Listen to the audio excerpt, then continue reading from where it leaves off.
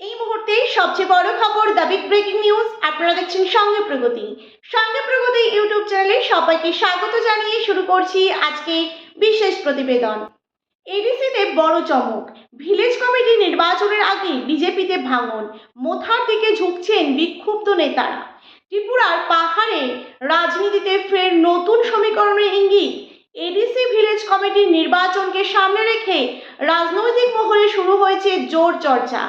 BJP একাংশের বিক্ষুব্ধ নেতাকর্মীরা দল ছেড়ে তিপ্রামথা পার্টির দিকে ঝুঁকছেন, এমনটাই কিন্তু দাবি ঘিরে উত্তপ্ত হচ্ছে পাহাড়ের রাজনীতি উত্তর পূর্বের রাজ্যে ত্রিপুরায়।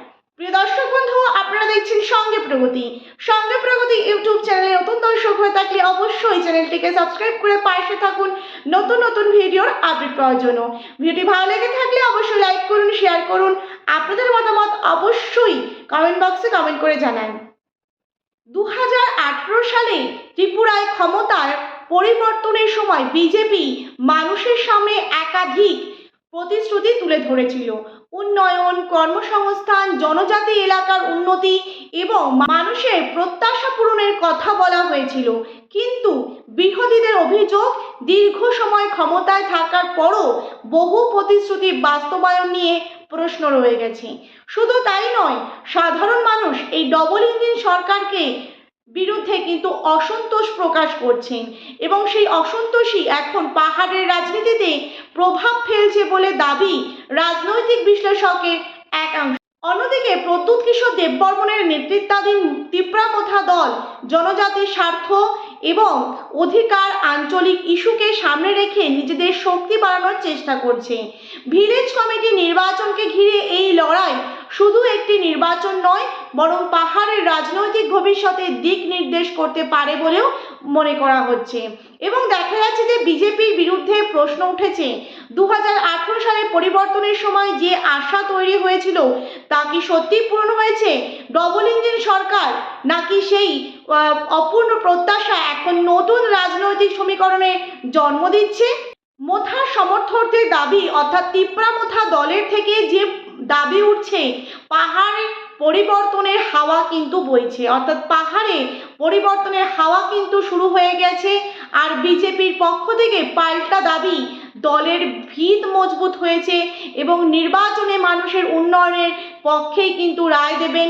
এবং উত্তর পূর্বের রাজ্যে ত্রিপুরার মুখ্যমন্ত্রী মানিক সাহা তিনি কিন্তু মনে করছেন দলের ভিত মজবুত রয়েছে এবং নির্বাচনে মানুষ উন্নয়নের পক্ষেই রায় দেবেন। কিন্তু আদতে কি তাই? কারণ পশ্চিমবঙ্গে গত ইলেকশনে 2026-এর বিধানসভা নির্বাচনে মানুষ যে চিত্র দেখেছে এবং দেখা যাচ্ছে যে প্রাক্তন মুখ্যমন্ত্রী মমতা ব্যানার্জি তার মতন অবস্থা হবে কি?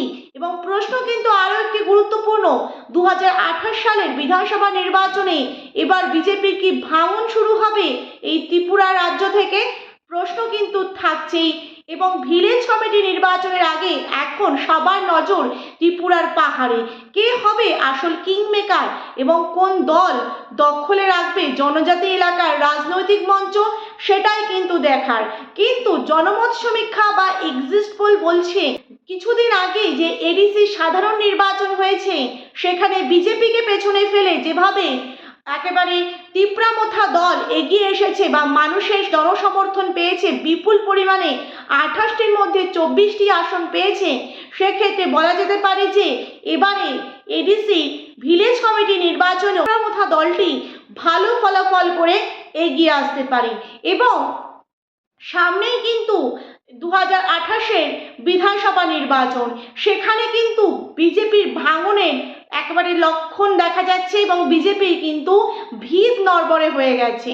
সুতরাং দেখা যাচ্ছে যে এডিসিতে এবার বড় চমকের অপেক্ষায় রয়েছে।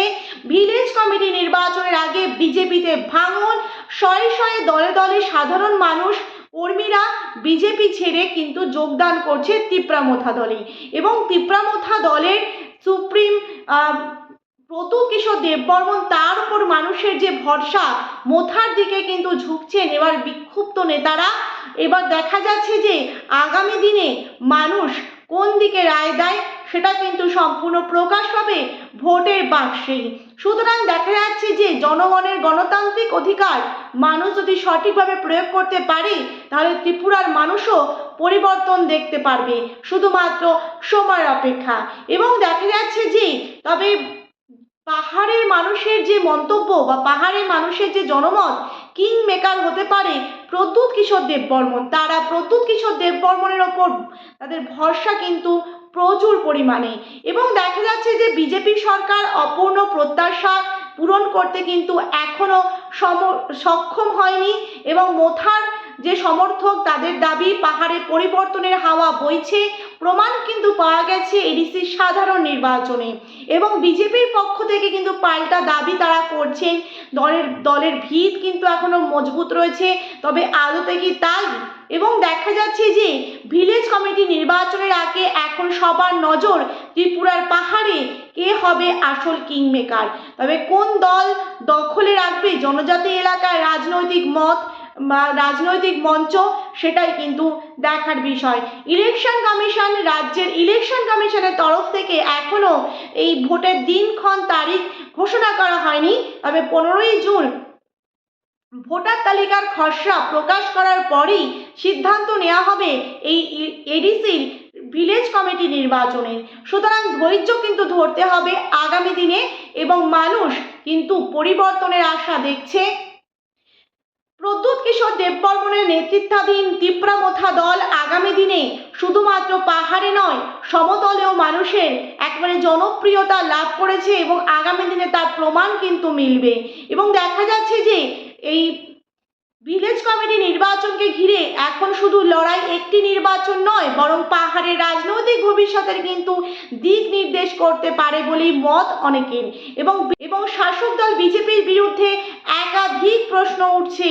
2018 সালে একেবারে দীর্ঘ বাম জামানার একেবারে অবসান ঘটিয়ে পরিবর্তন এনেছিল বিজেপি সরকার, এবং পরিবর্তনের পর যে আশা তৈরি হয়েছিল তা কি সত্যিই পূরণ হয়েছে, প্রশ্ন কিন্তু থাকছেই। সুতরাং এডিসিতে একেবারে বড় চমক, ভিলেজ কমিটি নির্বাচনের আগে বিজেপিতে ভাঙন। বিজেপির একেবারে ভিলেজ কমিটি নির্বাচনকে সামনে রেখে রাজনৈতিক মহলে শুরু হয়েছে জোর চর্চা। বিজেপির একাংশের বিক্ষুব্ধ নেতা কর্মীরা সরাসরি এবার তিপ্রামথা দলের দিকে ঝুঁকছে। তিপ্রামথা দলের সুপ্রিমো প্রদ্যুৎ কিশোর দেববর্মনের ওপর মানুষের ভরসা দিন দিন বেড়েই চলেছে। প্রিয় দর্শক বন্ধু, এই ছিল আমাদের আজকের প্রতিবেদন। ভিডিওটি ভালো লেগে থাকলে অবশ্যই লাইক করুন, শেয়ার করুন, আপনাদের মতামত অবশ্যই কমেন্ট বক্সে কমেন্ট করে জানান। নতুন দর্শক হয়ে থাকলে চ্যানেলটিকে সাবস্ক্রাইব করে পাশে থাকা বেল আইকনে ক্লিক করতে কিন্তু একদমই ভুলবেন না।